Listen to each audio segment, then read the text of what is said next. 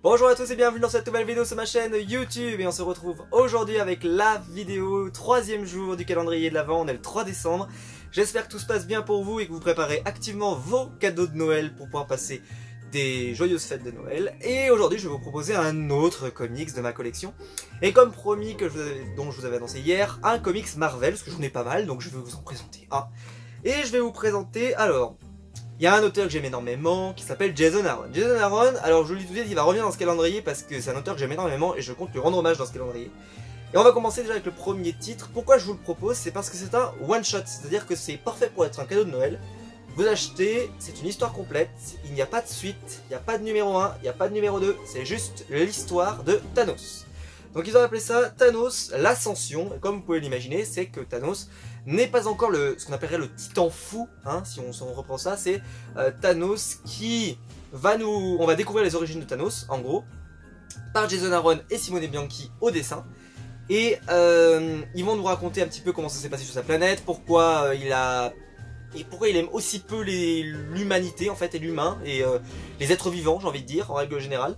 Et ça va se reposer beaucoup sur ses origin story, en particulier sur son enfance, et bien sûr, on va suivre donc dès qu'il est bébé, donc on va même le voir naître, c'est pour vous dire, hein, donc on est vraiment dans l'idée de... voilà, on le voit très très jeune, donc peut-être que vous ne savez pas à quoi ressemble Thanos jeune, et maintenant, vous le savez. Et Thanos...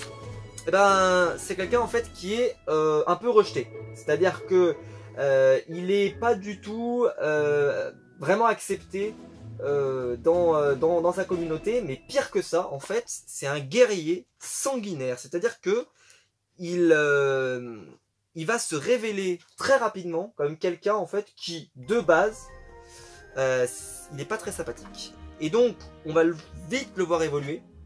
Vite le voir prendre des responsabilités et vite grimper les échelons parce que en fait il est littéralement le mal absolu. D'ailleurs il y a cette planche là où à votre avis les gens qui sont sur cette planche vont souffrir le martyre.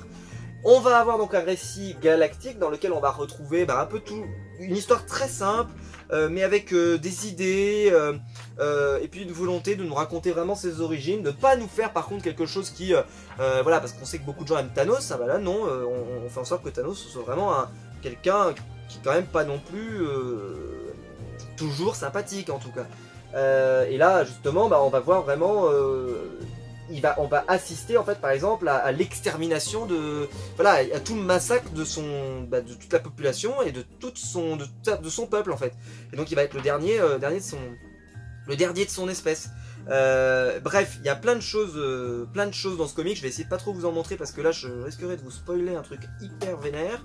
Mais voilà, par exemple ce genre de planche. Bref, moi j'ai adoré, j'avais trouvé ça génial. C'est un premier comics Marvel que j'ai acheté parce qu'à l'époque c'était après Infinity War et j'avais envie de découvrir plus sur Thanos. Et Thanos, à part le gant de l'infini, je n'avais rien.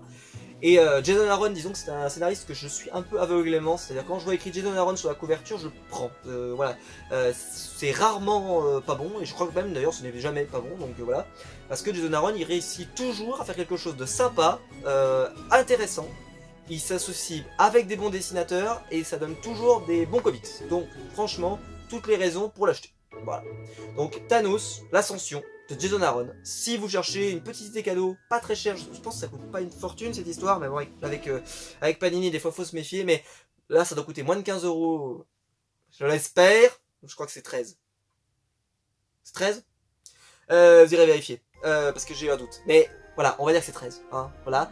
Et c'est un bon comics à offrir, pareil, c'est une super idée cadeau pour Noël, parce que si, voilà, si on est encore un peu dans cette vibe de Endgame, peut-être que certains auront envie de profiter, de redécouvrir Thanos, puisque maintenant Thanos a été un peu, bon, voilà, la phase Thanos est clairement terminée dans le MCU, donc si vous voulez continuer de suivre ses aventures et un petit peu ce qui lui arrive, peut-être qu'il va falloir se tourner vers le comics, parce qu'il y a des très belles choses à découvrir, donc je vous y encourage. Voilà, Thanos l'Ascension de Jason Aaron, si ça vous intéresse, n'hésitez pas à le prendre. Voilà, j'espère que la vidéo vous aura plu. Si c'est le cas, n'hésitez pas à liker, à vous abonner, n'hésitez pas à faire un tour dans les YouTube, dans la description.